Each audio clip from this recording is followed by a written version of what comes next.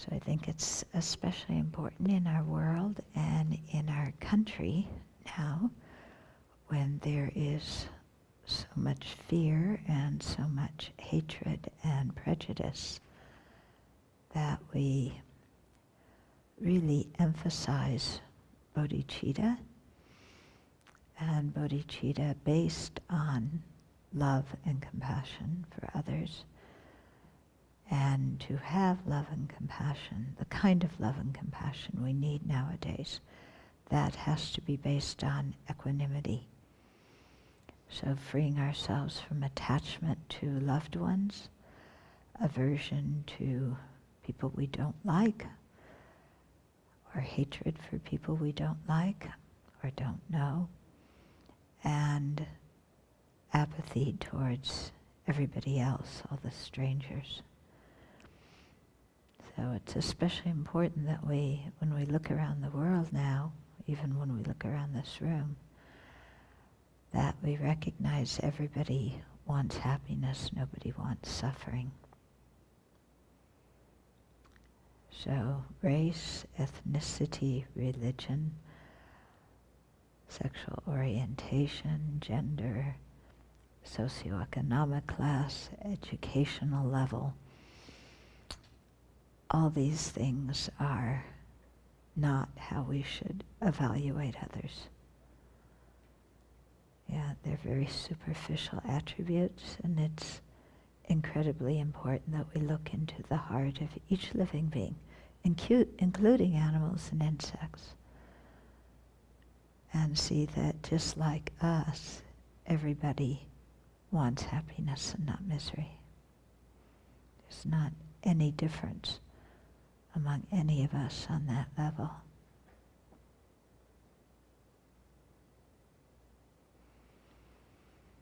So with an understanding of that and an understanding of others' kindness to us and their misery and cyclic existence, then we generate the bodhicitta, wanting to attain full awakening so that we can really do something useful to benefit others in the long term. And it's for that reason that we're exploring the Buddhist teachings this evening. So make that your motivation.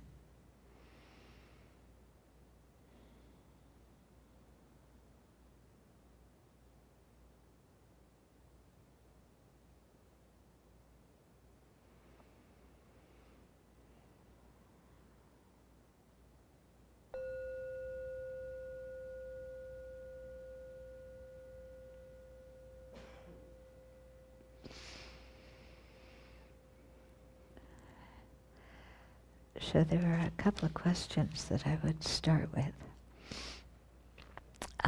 So this one, he's saying in the dedication verses and in several other talks I've heard you give, you talk about remembering the emptiness of the self, the actions, the sentient beings receiving the actions, when we're dedicating or when we undertake any virtuous or non-virtuous action for that matter. Actually, we do that when we're dedicating, and when you want to purify, then you can see the non-virtues also as dependent, arising, and empty. So he says, I'm curious to know the reason behind this, or what feeling this should be invoking within us. Is it just a way of keeping the idea of emptiness in our mind more often? Or is it to remind us that all actions and their agents are empty and therefore not so solid or concrete, for both reasons? In some ways, when I think of the latter, it makes me think that what I am doing, good or bad, is not as important, which I'm sure is not the point. Yeah. So if you are meditating on the dependent nature of the agent who's doing the action itself, the object or recipient of the action, and if you come out feeling, what I'm doing is not very important, then you fall into nihilism. Okay? So you don't want to do that. But the point of this reflection is really to remind us of dependent arising and emptiness with everything. And especially when we dedicate, there could be, people could think, oh, I'm so good because I've done this virtuous action. Aren't I fantastic? And if you meditate on emptiness, then you realize that there's no concrete you that's doing the action. So there's nobody that you can really get conceited about. Okay? So it helps purify the virtuous actions we do, so we don't generate arrogance or whatever. And it helps purify the negative actions that we have done, because meditating on emptiness and dependent arising is, you're meditating on reality then. And so of course that's going to be a very strong factor in purifying the negative karma. Okay? Clear? Okay, next question. Okay, so apparently when you were doing the review session, you were talking about delicious cakes, and are those conventionally existent? Because there's the 3 factors that determine if something is conventionally existent, which means existent. Okay, so the first one is that it's renowned in the world. Second, that it's not contradicted by a conventional valid cognizer. And third is that it's not contradicted by a wisdom analyzing the ultimate. Okay?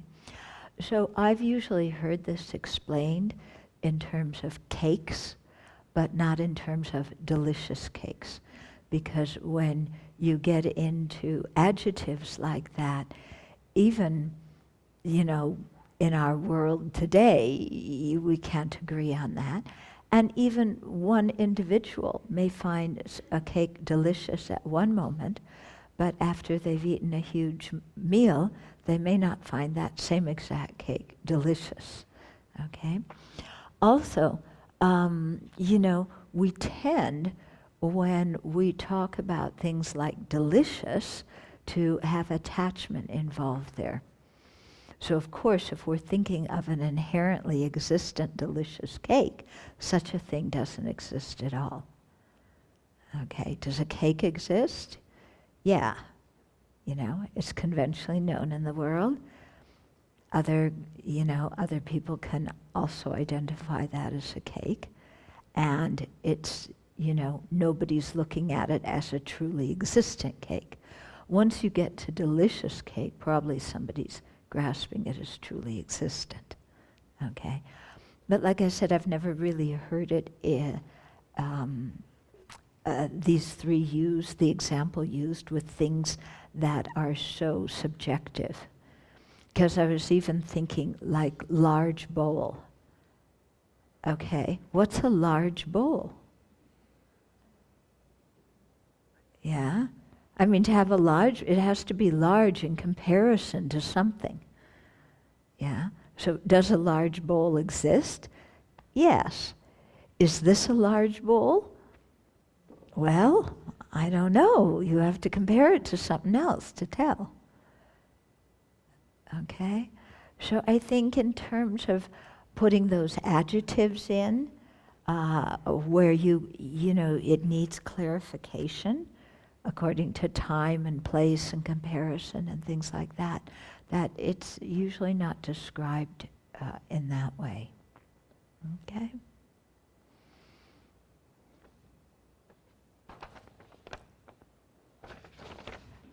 Or at least I've never heard it talked about it that way, put it that way.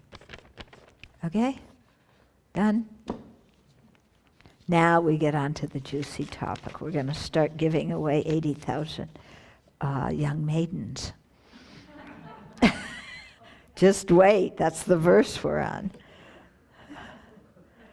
Okay, so we're doing Nagarjuna's precious Garland.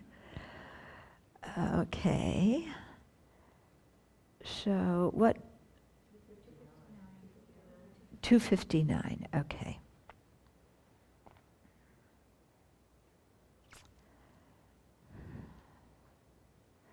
Okay. So he's been talking here, the expanded version of the collection of merit. Okay, so how to collect merit. So Nagarjuna existed, he lived in the 2nd century AD, very different culture than what we live in now. Okay, so 259 and 250.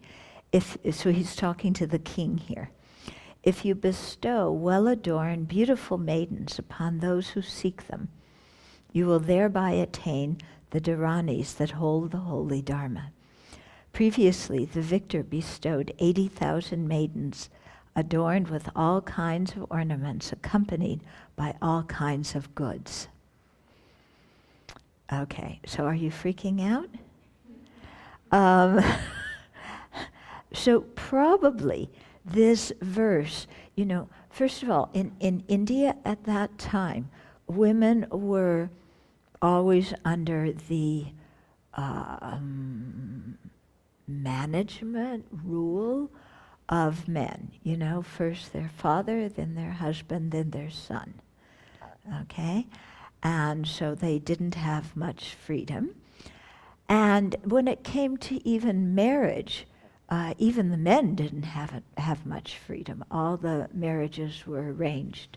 And even in India now, if you pick up the major English language newspapers in Delhi, you'll see advertisements, Brahmin families seeking groom for college-educated, beautiful Brahmin woman, apply here. And, and families are still, marriage is seen as a very, very different thing than here. Yeah, it's seen as a family relationship between two families, and the parents are the ones that make the arrangement because they know their children and they know what is best, and they're not subject to romance and falling in love and all this stuff that makes people so subjective.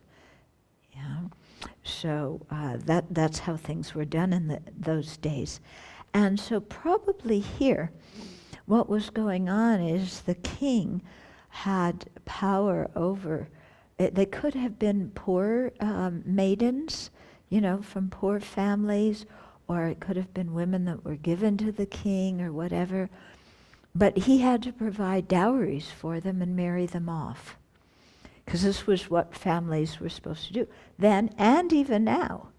If you get married in India, chances are your family, the woman's family, has to give a dowry. Okay? So that's why it's saying that the women are wearing fine clothing, adorned with jewels. They come along with everything needed to sustain them, and so this is seen by the king arranging all these marriages, complete with dowries, for young girls whose maybe families can't afford the dowries or whatever. This is seen as an act of kindness of the king and as a duty of the king. And Nagarjuna is saying that there was one of the tales of the Buddha in a former life as King Anantakirti,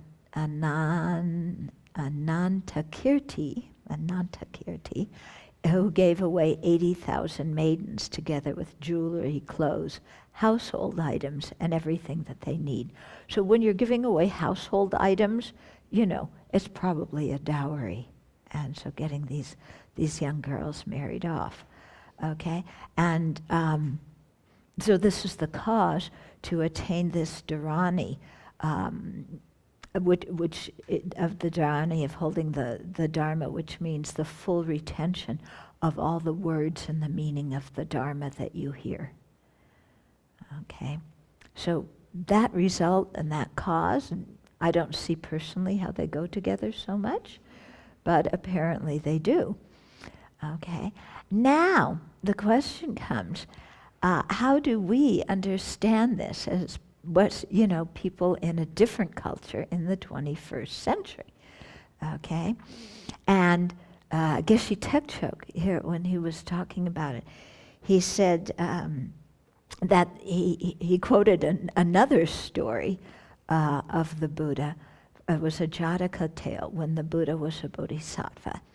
And he gave away his wife and children to a Raksha. A Raksha is a kind of demon. So he was just saying, not all Rakshas are evil. The one that the Bodhisattva gave his wife and children to was a nice demon, okay, who was going to treat them kindly, okay.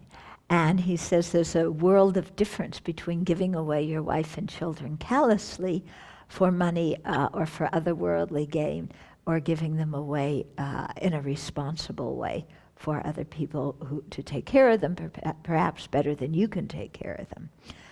Okay, so, and then he said, although giving in this way is contrary to our modern culture's emphasis on human rights, we cannot immediately claim that the Bodhisattva, acting within the mores of an ancient culture, lacked compassion. Okay? In other words, seen from the viewpoint of the ancient culture, yeah, people would not say that he lacked compassion in giving away his wife and kids to a demon. Nowadays, you would have the Justice Department involved within 2 minutes, and it would spread on social media, and people would be freaking out and calling all sorts of people names and who knows what. Okay, so what we have to see when we read these stories, okay, the point of the story, in ancient times, and Tibetans even now, when they hear these kind of stories of giving away maidens or giving away your wife and kids, their perspective is, these are the people that you are most attached to in the world, your family. So these are the last people in the world that you want to be separated from. So a bodhisattva is so free of attachment, so unhindered by clinging, that he can give away even the people that for the worldly people, they would never think of being separated from or never want to be separated from. Okay? So that's how they view this kind of thing. Geshe-la was so funny. He said, if you were married, he was probably talking to a group of Sangha at the time. If you were married, you wouldn't even want anybody to look at your spouse, let alone give them away, And it's true, people are very, very possessive of their spouses. And so this kind of story is an illustration of how unattached a bodhisattva is. Okay? And that's the way ancient cultures see this story. We hear this story, and we don't see it as a story about generosity. We see it as a story about human trafficking, sexual abuse, lack of human rights. Yeah? Because in our culture, this kind of thing is abominable. Yeah? And it does happen. And there's an incredible number of young people, especially young women, sometimes young men, who are being trafficked and forced into sexual servitude. And, people nowadays know about this and talk about it. But I think even a century ago, people probably didn't think much about this. Yeah? Maybe even a half a century ago, people didn't think much about that kind of stuff. It's only now that the press is bringing it out and people are aware of it and caring about it. Yeah? But for example, all through the Vietnam War, where the American soldiers were going either to Saigon or to Thailand, you know, and visiting prostitutes. A lot of those were young girls who were sold by their family because they were so poor and they were trafficked. And nobody in America cared, you know, was helping our troops. Kind of like the Japanese comfort women that everybody's so alarmed at now, but it's kind of the same thing. Yeah, I mean, we didn't steal them and move them to another country, but yeah, it was young women whose lives often were ruined because of this. So we just, you know, in seeing this, we have to see it from two different perspectives, yeah? And so I know for myself in my own practice, if I step back and I say, okay, from an anthropological viewpoint, how does this culture see this story? And yes, oh, that is really an act of non-attachment to be able to give away the people that you're dearest to. But of course, you know, I live in this century and in this culture, and it's not something I would ever advocate. And in fact, it's something I would scream loudly against. Okay? Yeah. May I share a story, Geshe-la Sampradhan shared to that? There's another aspect to that, what you already shared. Mm-hmm. It goes, he said, it goes also back to a story of a bodhisattva who was in his previous lives a mighty king with the name Trakpa Taye. What something means like borderless, something very famous Mm-hmm. and without border, and he gave 80,000. Yeah, that's the story. No, there's something else to that. Oh, Gave 80,000 girls.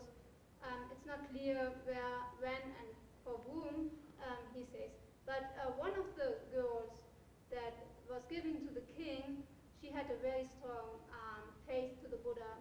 And later, when she was the queen, she used her influence to spread the teaching of the Buddha. So she invited the Buddha with all his monastics to the castle, to the king's home, and she participated that the Dharma could spread throughout the whole country. And so he's saying we should see this teaching as that it can bring something very good and wholesome if we fulfill the wishes of others. If we Fulfill the wishes of others. But here, she remained as the queen. Yes. In the story, though, they were all given away. In any case, you explained your point. We don't need to talk about the details of the story. Okay. Good. Thank you.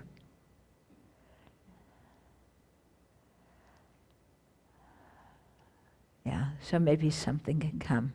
I hope they had a good marriage. I don't know.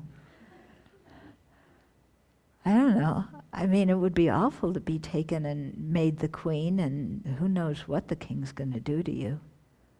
Yeah, so she must have had some ability to navigate the situation.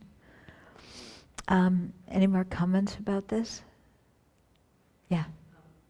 When I was at Deer Park last year, Jyoti Rinpoche was teaching this. Uh-huh. I had never heard this, and I freaked out. and so then there was written question and answer. Mm-hmm. So I wrote the question and said, you know, in this culture, this would be a crime, you know, and how do we handle this? And Jyoti Rinpoche just laughed when he read that. He just laughed and laughed because I think that difference, you know, and Yeah. he gave sort of an explanation, but I was still very confused. And I talked to Jonathan Newman, who was translating. Yeah. And he gave the explanation that, you know, these are poor women, maybe they become widowed or they can't find husbands, and it's a kindness by the king, so that I could calm down. Yeah, yeah. Because I'm sure, you know, to Tibetans, human rights means Tibetan independence. Yeah, he couldn't understand There's no other thought in their mind about any other kind of human rights. Yeah? Yeah, I could tell he was just, couldn't, the Yeah. question just flummoxed him, so he just kind of laughed. Right. Wow, that's strange. It would be a crime? How strange. Yeah, yeah. And if you talk about gender discrimination, you know, Tibetans say there isn't any. Yeah? So the fact that this would be a crime, you know, never, I'm sure never entered his mind. But then Jonathan helped, because I went Yeah. to talk to Jonathan and said, what is happening? Yeah, So that was quite good. yeah, yeah. Here I mean, it's a really good illustration of the kind of cultural gap we're dealing with. Sometimes dealing with examples in the text, sometimes dealing with ideas of our own teachers. Yeah? And so, you know, it's actually a very good lesson in loosening our grasping at true existence towards the beliefs of our own culture. Yeah? Because, yes, or feeling quite righteous about it. Yeah. Okay, shall we go on? Maybe get the 80,000 young women back in the Dharma Hall so they can hear teachings. I'm just imagining you asking Chanche and the look on his face when you said it's a crime. Yeah, that must have really floored him. Okay. So verse 261, to those who come begging, lovingly give numerous and resplendent clothes, ornaments, perfumes, and garlands, and other objects of enjoyment. Okay, so this is about giving to the needy. So, but it's interesting, for those who come begging, you know, of course you give clothes, but ornaments, perfumes, and garlands, you know, those are more like luxury items. But he's saying, hey, even if somebody's very poor, wow, it would really uplift them to have some luxury items, you know? Okay, so give them food, medicine, shelter, anything that you can give them. And give things even to people who are quite poor, you know, who might be satisfied with anything. Give them things that are new and not torn and old, unless that's all you have to give. And it's very important when we do give that we don't have the thought in our mind of, look what a wonderful gift I'm giving to somebody. I hope everybody knows how generous I am, how wealthy I am, how benevolent I am. So not practicing generosity in order to get some kind of status. A lot in our world, there's, you know, there's a lot of giving for status, isn't there? You know? And many groups, you know, charities and, I mean, even Dharma centers and so on, you know, if you give so much, we'll give you this kind of gift and you'll get this kind of perk, and if you give so much, we'll do this. Yeah? So it's very tempting to, you know, that then the gift becomes tainted with attachment or something. So at least for ourselves, we should be very careful about that. Yeah, or get a tax break. Yeah, so if you give just because you want the tax break, as compared to giving because you really want to benefit. Yeah. It's nice that people get a tax break. It encourages generosity. But if that's the only reason somebody's giving, it's certainly not pure, is it? Yeah. And we also have to be careful when we're giving, you know, that we give something appropriate. Yeah. So, you know, you have a friend who belongs to the, the militia in your state who wants to take down the federal government and asks you for some money to buy a gun. That's not generosity, okay? Or somebody who's, has a substance abuse problem and you give them the money or the substance that they have a problem with. That's not generosity, okay?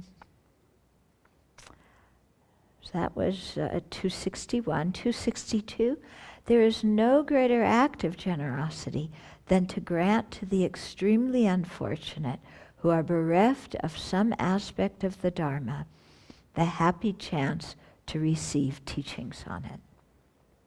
Okay? So this is talking about giving the Dharma, because there's different kinds of giving. There's giving material, which was discussed in the previous verse. There's giving love, there's giving protection, and there's giving the Dharma.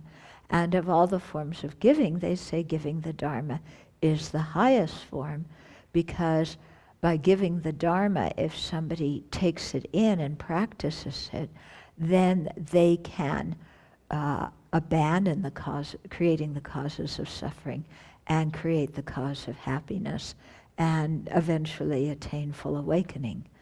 So that's why they say the gift of the Dharma is the greatest gift to give someone. Okay? So before you, in order to give the Dharma, you have to give the Dharma according to the person, according to the time and the situation. If somebody's starving, it's probably not the best time to give them a Dharma talk. It's probably best to feed them, help their body to be comfortable and feel nourished, then give them the Dharma. Okay? And Kansa Jamateksha was saying here that it's a wonderful practice of generosity to provide for other people's material needs so that they can practice the Dharma. So that's what I was saying when we were talking about the prayers that we do after lunch, that there's such a close relationship between somebody who offers food to a practitioner and that practitioner themselves. Okay, so if we have the knowledge and the skill to teach the Dharma, then, and people ask us to, or our teacher tells us to, then we should. But we should not go around and decide that we're going to be a teacher and declare ourselves as a teacher. Sometimes people come to me and they say, "Oh, I want to become a monastic because I want to teach the Dharma." And it's like, that's not the quite right motivation for becoming a monastic. It's not so you can teach the Dharma and have a career and make a name for yourself.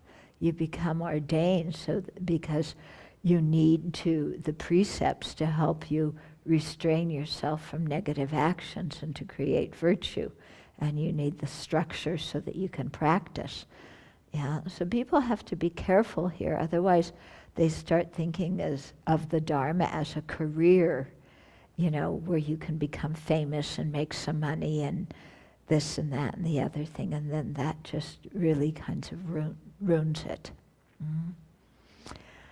Okay, so when we're in that situation, to give, to see it as a privilege to be able to give the Dharma and to help people solve their problems. It's important when we share the Dharma that we do so equally and not just teach people who are likely to give us a lot of dana, but teach whoever it is who is sincerely interested in the teachings. What else? Yeah, to teach happily. I know when I first started teaching, I did not feel so good about it, I kept going to my teacher and saying, I want to practice, I want to do retreat so I can gain more experience. And my teachers, more than one teacher said, "Oh, that's very nice, go teach." And, so I would go and teach, but I'd feel, what am I doing here? This is, completely ridiculous. And it took me actually many years to appreciate that it was a privilege to be able to share the Dharma, because for many years I just thought, this is, this isn't making any sense. Okay, but after a while you realize that people are giving you a tremendous opportunity to be able to create merit, and so you're grateful for that opportunity. But you also realize that actually you don't teach anything. Yeah, first of all, it's all the Buddha's teachings. And second of all, if somebody learns something, it's because of their own receptivity due to their own good merit, their own merit, that they created. Yeah, so if somebody comes and says, oh, thank you, that teaching was so wonderful, actually it has nothing to do with you. And there's no reason to kind of like, oh, I must be such a great teacher. And then, all the cards that people send you thanking you for the teachings, and you put them all around your place, so that you can, all these people praising you and telling you what a good teacher you are. It has nothing to do with you at all. Yeah. You just happen to be the mouth that it came out of, but the teachings come from the Buddha. Yeah, and people's understanding is because of their merit. And if they say thank you, they have a virtuous state of mind, and so that's something to rejoice at. Instead of, oh, they're thanking me because I must be special. It's, they have a virtuous state of mind of appreciation for receiving the Dharma, and I rejoice that people have a virtuous state of mind and value the Dharma. So it's something to rejoice at, not something to use to bolster yourself up with. Okay. Then 263. You should even give poison to those for whom poison would be beneficial. But even the best food will not help someone. But even if the best food will not help someone, do not give it to them. Okay? It is said that if a snake has bitten one's finger, it is helpful to amputate it. Yeah. Likewise, the sage, the Buddha, said that if it benefits others, one should even do something unpleasant. Okay, so you should give even poison to those for whom poison would be beneficial. So medicine is often poison. Yeah?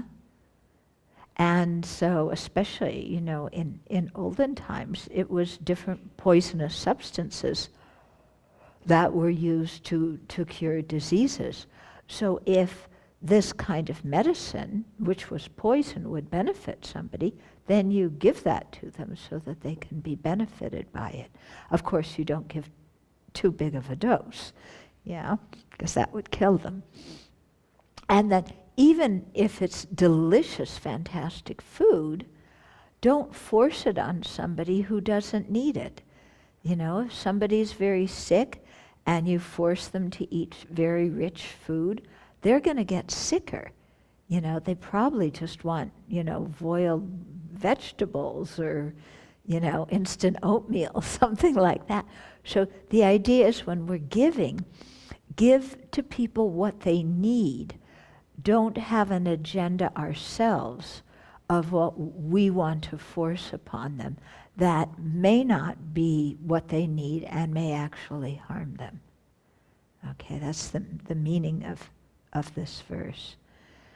Okay, and then the example here, if a snake has bitten your finger, in India they have had lots of poisonous snakes, then it's probably wise to amputate your finger because it saves your whole body. Otherwise the poison spreads through the whole body. So the idea here is, if it's beneficial in the long term, even though it's unpleasant right now, it's something wise to do because it'll have a good result later on. So they always say if something's good in the short term and in the long term, do it. If it's bad in the short term and bad in the long term, don't do it.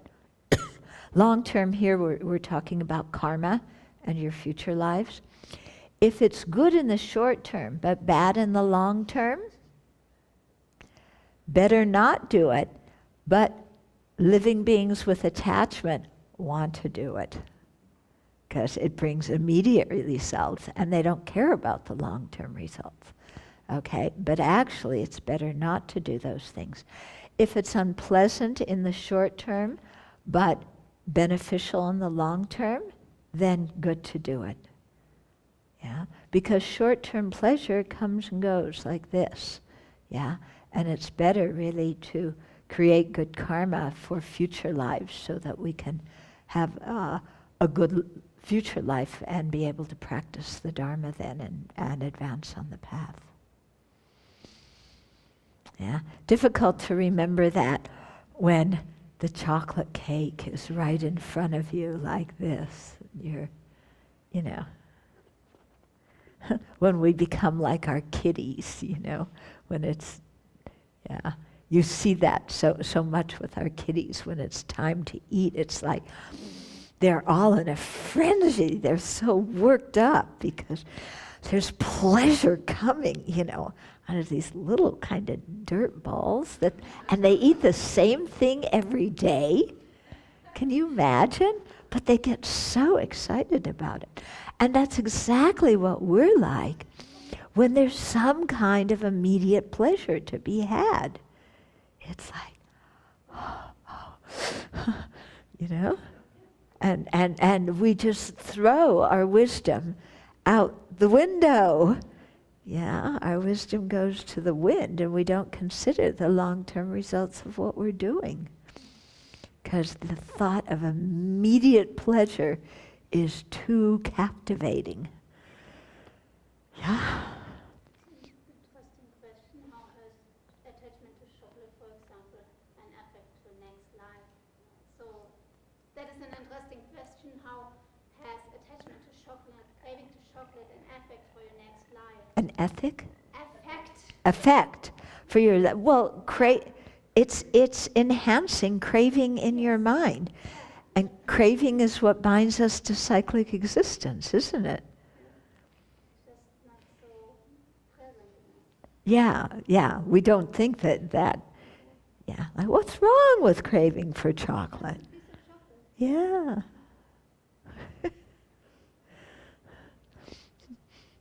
It's quite interesting. I get asked a lot. People's favorite question is, what's wrong with X, you know? Yeah, you're teaching the 5 precepts, you know. What's wrong with intoxicants? Or the 8 precepts. What's wrong with singing, dancing, playing music? What's wrong with entertainment? What's wrong with, you know, wearing scents and cosmetics and things? You know? The question people ask, what's wrong with it? Yeah. And I say, there's, for those things, nothing wrong with it. It's the attachment to it that brings you misery.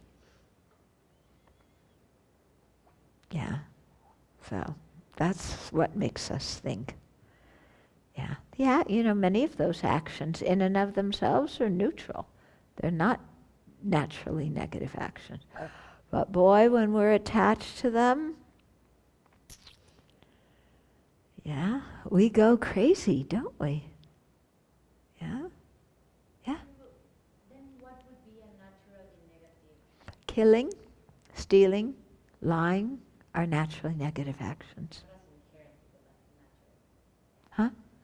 It is naturally negative or naturally destructive means that just about any ordinary being who would do them with a negative motivation. Yeah. So even if somebody says, I'm going to kill you for your own good, I don't know. You know, I think there's still a motivation of hatred in there. Okay? Okay. So that finished the collection of merit expanded. Now we're going to go into the collection of wisdom expanded. So these are, they're branches of the collection of wisdom, and they talk about ways to approach studying and practicing the Dharma, and especially emptiness. Okay, because the collection of wisdom is focused around the wisdom realizing emptiness. So here Nagarjuna outlines 25 different kind of activities we could do to expand our collection of wisdom. So verse 265 says, have supreme respect for the holy Dharma and those who teach the Dharma. Respectfully listen to the Dharma and offer the Dharma to others. Okay, so the first of the 25 here is to offer to, honor, and respect the sutras, the treatises, the commentaries that teach the path to liberation and awakening. Now, to respect the Dharma books that are symbolic of the actual Dharma refuge, then we might get cloth, to wrap them in. That's the traditional Tibetan way. I often, I don't use the brocade book covers that are beautiful. I use a plastic bag because that way they don't get wet, they don't get, dirty with something else, Somehow I always manage to ruin brocade things. So, I use plastic bags out of respect, even though they aren't so gorgeous. But it's very nice to wrap them like this, put them in high places. And by the way, I should tell you, tomorrow at 2:00 we need all hands aboard because, do people know this already? Okay, so because Dharma Friendship Foundation, the Buddhist Center in Seattle, where some of us were before, they're downsizing. They had to give up their rented place, and they've been meeting in somebody's living room. So they had a Buddha statue, the same as we have in our meditation hall, and also the Kangyur and Tengyur texts, and they're giving them to the Abbey. So two of our friends are driving over from Seattle tomorrow with a 250-pound, 300-pound Buddha statue, okay, and all these texts, and we're going to be moving them into Ananda Hall. So 2:00 tomorrow, get ready, okay, because we'll need people to put the furniture and then to carry the things in, okay? Yeah, so we put them up high. We respect them. You don't put Dharma items in the bathroom, these kinds of things. Even the Sangha, our robe, this robe, our chugu, we don't take into the bathroom. We always take it off before we go in the bathroom. Okay, and then honor and serve those who teach the Dharma by offering them food, clothing, shelter, and medicine, the 4 requisites, and whatever they need to learn and to teach the Dharma. So I think in olden times, maybe that was, some palm leaves, and I don't know what they used for ink. Now it's computers and tablets and, whatever you use to teach the Dharma. So to help people who are teaching to be able to teach very well and to get the Dharma out. And so, for example, we have the cameras and the tripods and everything necessary to stream, and had to get the fiber optic system, and so all of this came through the donations that the people made to the Abbey, so that then we could help spread the Dharma to other people. Okay, so that's the first one. Then the second one is when attending discourses, it says respectfully listen to the Dharma. Yeah. So when you're attending discourses, be respectful and humble. Leave all your arrogance outside the door. Okay. When we're at the beginning of teachings, we bow in order to train our mind to see the good qualities of the Buddha, Dharma, and Sangha and our spiritual mentors, and to subdue our own arrogance so that, it makes our mind much more receptive to hearing the teachings. Yeah, so we bow when we come in, we sit down, we listen attentively, we don't lie down, we don't stretch our legs out pointed towards the altar, we don't chat to our neighbor. Many of these things sound quite obvious, but you begin to, I remember that one time when I really began to understand why the monastics usually sit in front of lay people, because at His Holiness's teachings, for the Westerners, everybody just packed in together. They didn't have the monastics sit in front. And I remember many times sitting behind a couple who were, kind of, honey, and it's like I'm trying to listen to the teachings. And, so okay, that's why the Sangha sits in front. Those people, if they want to do that, they can sit in back. I don't have to look at it. Okay? It's really annoying, And in India, too, because you get all these young people who are, coming in and wanting to listen to the Dharma and, just kind of plunk themselves down. And, I remember one time I was giving a talk and some guy's like this, And I had to say, I said, please, it's really distracting for me when people lie down. Would you mind sitting up? I had to say it like that. Because there was no thought in his mind that it wasn't the best what he was conveying with his body language, and also how that was going to affect his own mind listening to the teachings. It's really kind of funny. Huh?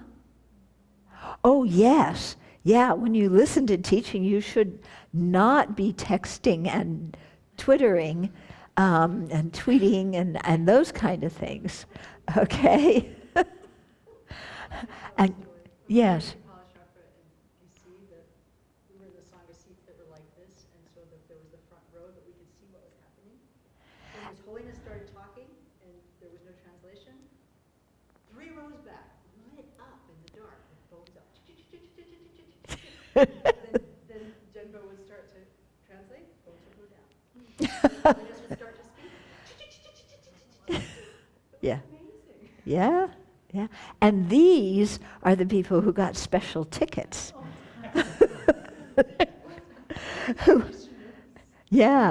Who are, working on their phones when His Holiness is talking and then listening when the English comes on. Yeah. They were taking notes.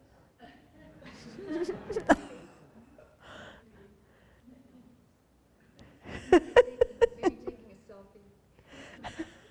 Yeah. Lots of selfies, I think. Okay, so so behave in a respectful way according to the customs, in your own country.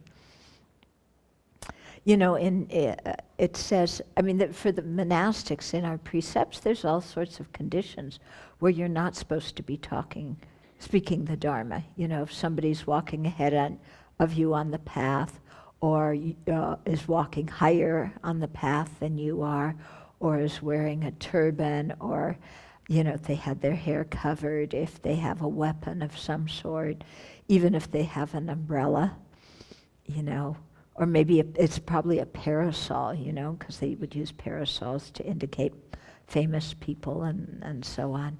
So, and people, when you're teaching, you're not supposed to sit lower than the people you're teaching. So there's all these kinds of things. But it's hard sometimes to say them in a polite way to Westerners who don't know, because it sounds funny to them.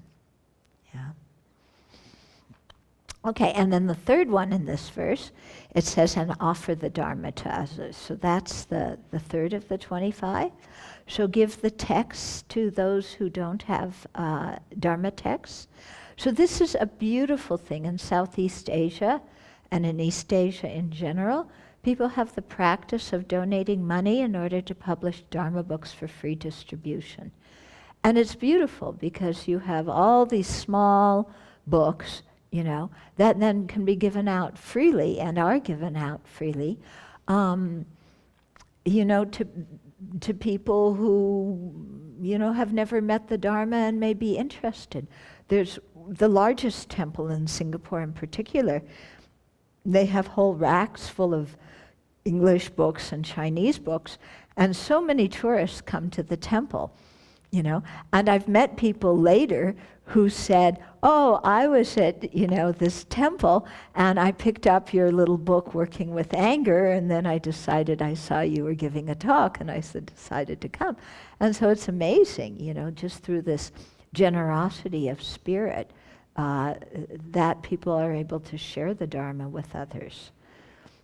I think it's something quite beautiful, yeah. So give text to people. Nowadays, we would give web addresses. We would give people files. We would tell them how to download something on their iPod or whatever, or how to stream something. Another thing is to make a library with Buddhist texts, and to preserve the ancient texts and also the modern text, and have the library available to others so that they can learn the Dharma. And that also is a very beautiful, meritorious kind of action, because it opens the Dharma to so many people. Then also answer questions. If you know the answers, and people ask you questions, and Dharma questions, answer them. If you don't know the answer, there's nothing to be ashamed or embarrassed of. Just say, I don't know, and I'll go ask my teacher, or I'll go look it up in a book or whatever. Don't make up answers if you don't know. Yeah? And there's no shame in saying, I don't know. It's much better, it's more truthful, because if you make up answers, people tend to remember the first thing they learn. And if you make up answer and your answer is wrong, it can be very damaging to somebody. Okay? So answer questions. Also, another very nice way to spread the Dharma is when different friends have problems, to give them a Dharma book or explain from a Buddhist viewpoint about how to handle the problem, how to look at the situation.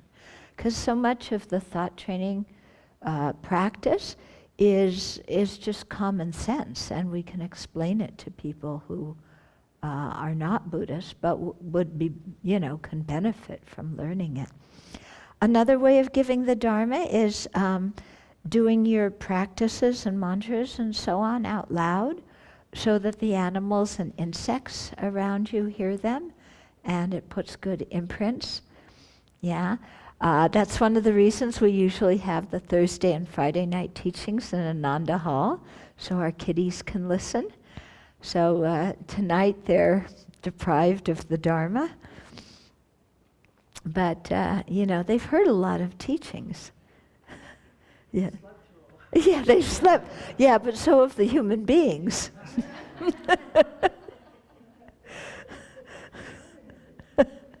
Yeah.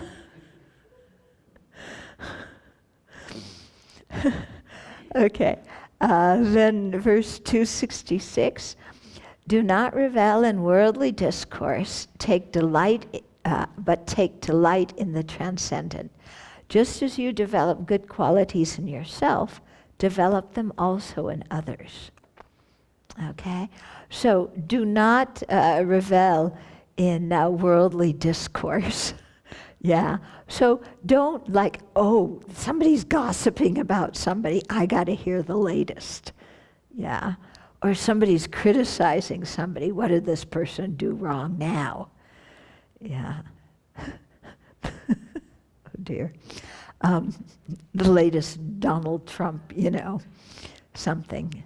It is kind of amusing in a very scary way. Yeah, so don't take delight in conversation that are harmful, people bad-mouthing others, or, if people gang up on somebody in your workplace and start trashing that person. It's best in those situations just to leave, or to say clearly to the other people, I don't feel comfortable about the way we're talking about, this other person. Yeah. Also avoid topics that are going to stir up the mind and make people angry and upset. Yeah. So if you know somebody well, and you know what makes them sad, what makes them angry, don't talk about those things with the idea to, get some kind of reaction out of them. But instead, number 5, here he says, take delight in the transcendent. So instead, really enjoy conversations about the Dharma. Enjoy conversations where people are discussing how to put the Dharma into practice in the daily lives, or when they're trying just to understand Dharma points, where they're talking about dependent arising or bodhicitta or who knows what, okay? Don't get involved in all the latest Dharma gossip. I know sometimes I have to ask people questions about this, that, and the other, because there's a certain level of Dharma gossip that I have to be familiar with simply because people come to me and they want advice. Yeah, so I listen for that reason, but not because I particularly enjoy it. I don't at all. Yeah. But, somebody may come to me and say, well, should I go to this and such a teacher?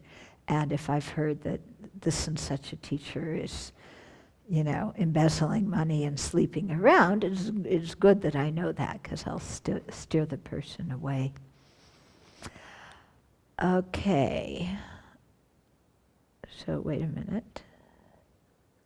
Okay, so that was the 5th one. Then the 6th one, was the end of verse 266. Just as you develop good qualities in yourself, develop them also in others.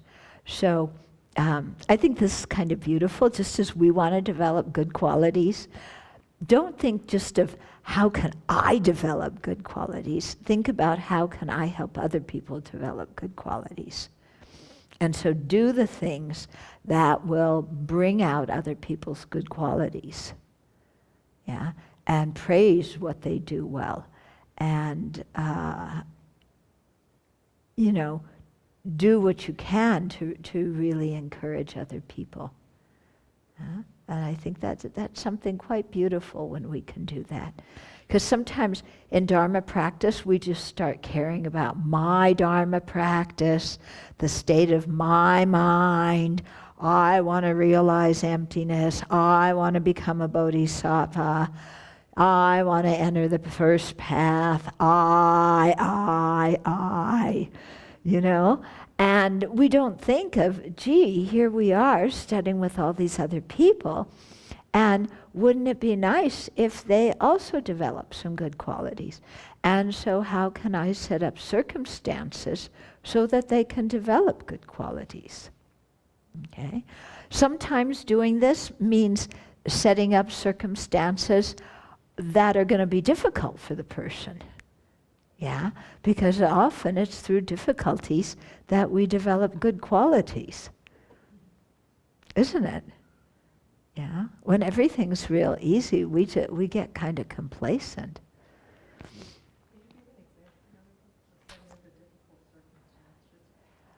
Well, my teacher sent me to Italy to work with the macho Italian monks. You know, that's a very good example. You know how you have to, put somebody in a difficult situation for the purpose of getting them to grow. Yeah. Okay, so we have some time for, I could go on, or maybe you have some questions right now?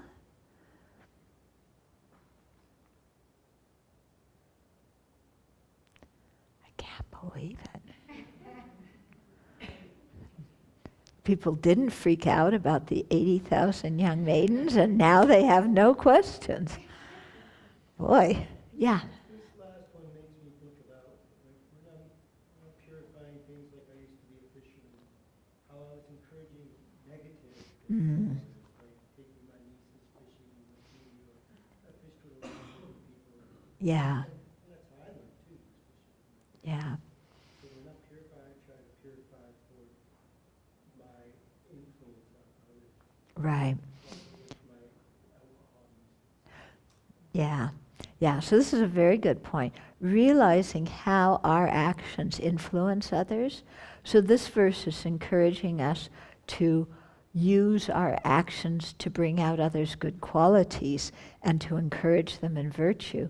And that made you think of how in the past you encouraged other people to create negative karma, taking your nieces fishing or asking people to come and drink and drug.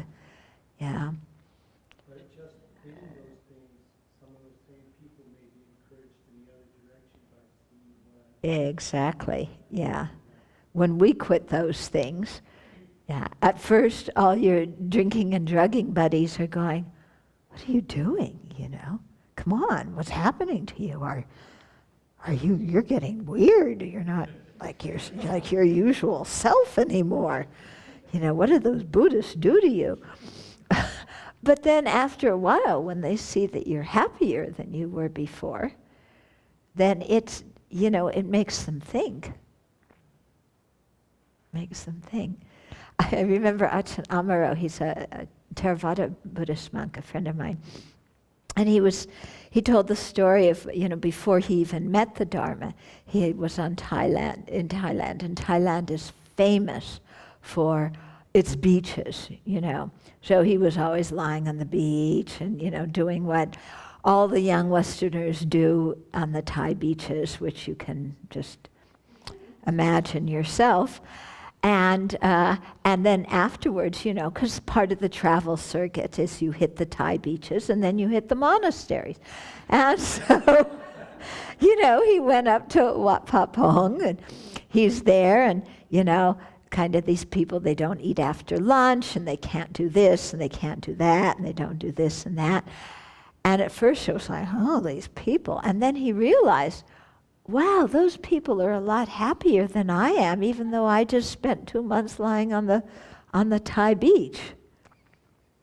And it made him stop and think about, gee, ethical conduct can be good. It can be something that makes you really happy and peaceful and content inside. Yeah? Just holding your precepts and not hiding that or as an influence. An example that I was really shocked at was we'd go camping, family, friends, and I stopped killing mosquitoes, swatting at the mosquitoes. I would sort of brush them away a little bit. Everybody was so floored. What are you doing? And I just explained, I simply killed them. And nothing else, didn't say anything more, and they didn't have an answer for it. They just stopped. And was confused. But I've noticed over the 2 or 3 years now, they say to me, did you see I didn't kill that mosquito? Yeah. Yes, I did. Yeah. Yeah, it's very true, like you went camping, you shooed the mosquitoes out, your friends went, what in the world are you doing? And you just explained you didn't want to kill them, and then over the years, your friends are adopting the same behavior. Yeah, and then pointing it out. Aren't you proud of me? I didn't kill the mosquito. But it is good, So there's so many ways in which we can influence others, either for the better or for the worse. And so to really take that into consideration when we're deciding how to act. Hmm? Oh, okay. So first, it seems there is a fine line between number 6, putting others in a difficult situation that can help them develop good qualities, and number 4, where we don't want to say things that trigger others' anger. Okay. It seems like it would take a lot of wisdom. Okay, number 6 is not putting, the definition of that is not putting others in difficult situations so they can grow. The number 6 is just as you have the desire to generate good qualities, so do others, and so help them generate good qualities. One example I gave of that is sometimes in order to benefit somebody in certain circumstances, you might give them a challenging situation. But that was an example of the broader thing about caring about others developing good qualities. Okay, so they're not contradictory. Yeah, and the fourth one was not to enjoy listening to people gossip and criticize and speak poorly of other people. Now someone says, at a situation at work now, someone in the office is causing a colleague a lot of frustration. I find I get into trashing when I want to acknowledge the problem and find a solution. It's hard to set up new habits that go against the normal office culture. Very true. It's hard to set up new habits, especially if you have an office culture where everybody with a culture and how you fit in is to trash other people and talk poorly about other people. And it really takes a lot of mindfulness of our precepts, introspective awareness, and often courage to not act according to the office culture and to just not participate in that kind of thing. Yeah? Or even to say, I don't feel comfortable when, being in that situation when people are doing that. But why not? We can say it. We can change a habit. It can be very good and good for other people as well.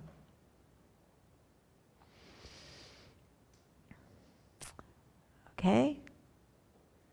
Should I go on? Are you tired? Okay, I'll go on.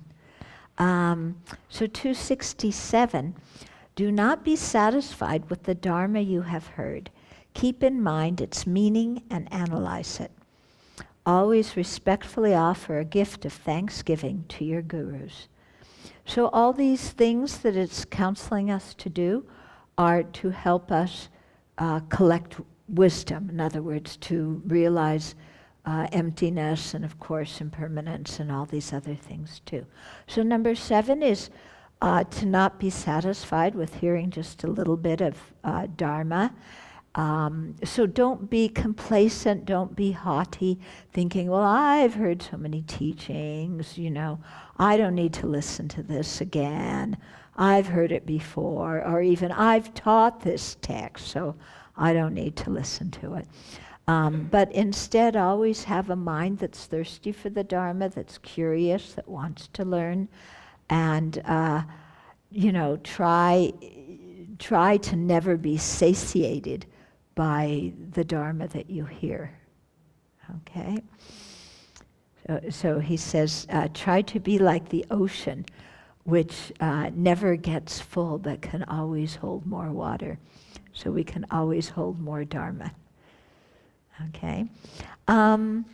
If you find that you're starting to get complacent about this kind of thing, then think about the benefits of listening to the Dharma as they're explained in the Lam Rim.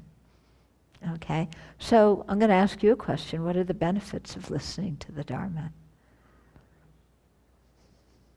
Stop creating causes of negativity and you create causes. You stop creating the causes of suffering and learn how to create the causes of happiness. Cheryl, you had something? Oh, I just said lots of them, but then I didn't say which ones. Lots of what? Oh, all I said when you asked, I said, well, there's lots of them. Oh, lots of I didn't benefits. give you anything specific. Okay. Okay. What are other benefits? Yeah? Purifying our minds so we can actually gain realizations of the Dhamma. Yeah, so it helps to purify our mind so we can gain the realizations. Did you think? No? Yeah, it helps us to develop wisdom. If we don't listen to teachings, how are we going to meditate? What are we going to meditate on? Humility. Then we'll start listening to others more, we'll really start feeling them, and start feeling it, seeing how connected we are, and how much we've benefited and wanting to help others. So just the act of listening to teachings develops humility in us and helps us appreciate others and our connection with them. Yeah. Decrease afflictions. Knowing what to practice and what to abandon. Helps us understand our mind and Yeah. where we're confused, where we need some more information. Yeah. So it helps us understand our mind and even discern what is a virtuous and what is a non-virtuous mental state. Yeah? Keeps us inspired to progress along the path.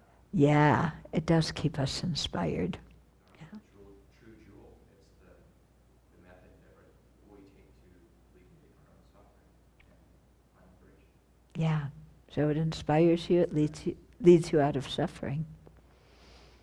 Yeah. Mm-hmm. Yeah, gets us closer to Buddhahood.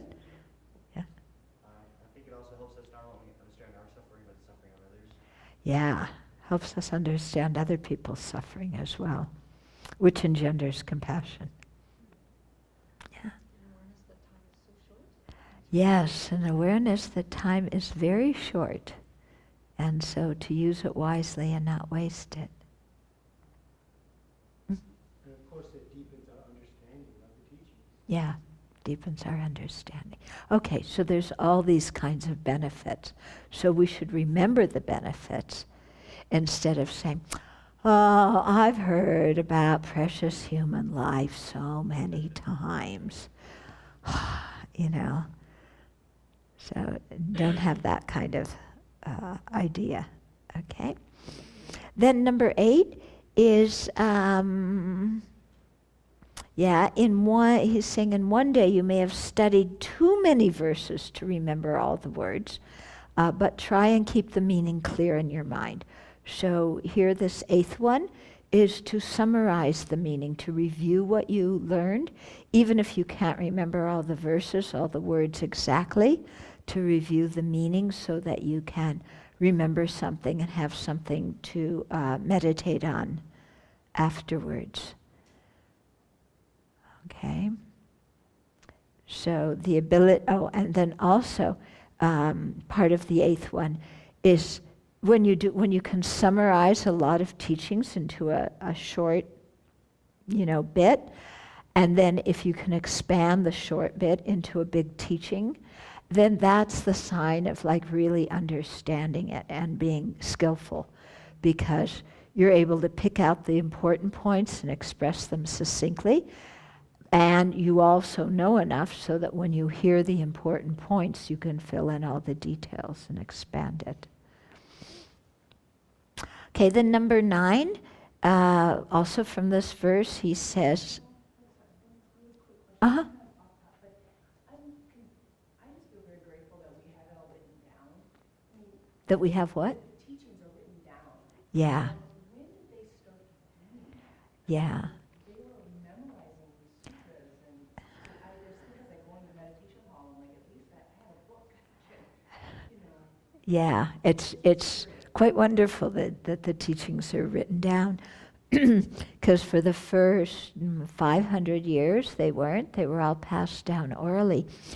And it's said that they don't know really exactly who started writing things down first, but in the Theravada tradition, the Pali tradition, they say that in the 1st century BCE, then there was a famine in the country, and so a lot of people died, and there was only one monk who had the oral transmission for one of the texts.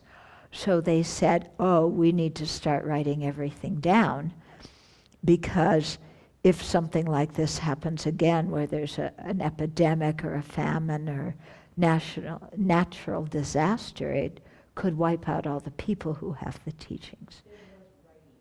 Yeah. It just wasn't the tradition. Yeah, but even early on, I mean, it's hard to know when they started writing. I'm sure at the time of the Buddha there was some writing, but of course it was probably only the people in the upper classes who did. And there was this strong tradition of oral learning, which I think is the influence of the Vedas, yeah, because they were passed down orally. Yeah, but we're especially blessed now. Not only are the Dharma written down, but it's recorded exactly as it was said. Yeah. When I first started learning, it was very few talks were ever taped, because, people didn't have that many tape recorders, at least not in Asia. Yeah? I think that sometimes it can also lead us to the other extreme, having so much of it. It's like someone that has so many toys that they do one, they do the other. Yeah. And we have to be careful. Right. I have to be careful because sometimes Yeah. it's too much that it's going to be there. Yeah. Yeah, so our abundance of Dharma teachings, sometimes it does make us grow complacent. Oh, so much Dharma. The teacher's always teaching there, so I missed this week. It doesn't matter, I'll go next week. And here's that teaching. Oh, I don't feel like going. I'd much rather stay home. I'll get that teaching some other time. Yeah, sometimes the abundance of it can make us take it for granted. Yeah, which is not so good. Okay, then 9, again, is from this verse of 267. He says, because he said, keep the meaning in mind and analyze it. Okay, so number 9 is, 8 was keeping it in mind, 9 is analyzing it. Okay, so try and, know the divisions of the topic, the definitions of the terms, the outlines of the material, and then really think about these things and think about, does this explanation make sense? Does it hold up to if I use reasoning? If I apply it to my life, does it work? So really analyzing the teaching, not just to say, oh, well, my teacher said it, yeah, I believe. Because that's not going to generate realizations in us. What's going to generate understandings and realizations is when we really think about it and analyze it ourselves. Yeah, so we have to put in the mental power. And then 10, also from this verse, the last line says, always respectfully offer a gift of thanksgiving to your gurus. So 10 is respectfully offer your spiritual mentors the things they need. Do not offer things that you like but are unsuitable to offer to monastics. Okay, so again, really think about what you're giving and make sure that it's something suitable to give to the person you're giving it to, and not something that's going to lead them down the slippery slope or, be really inappropriate. Okay, so we'll stop here unless there's more questions. Don't you need to create the merit to get the wisdom? And on a practical level, you need to make offerings to your teacher, otherwise your teacher's not going to be able to teach you. Yeah, they're going to be lying in the gutter, starving to death. Yeah, or wearing rags, or, you know, who knows what, okay?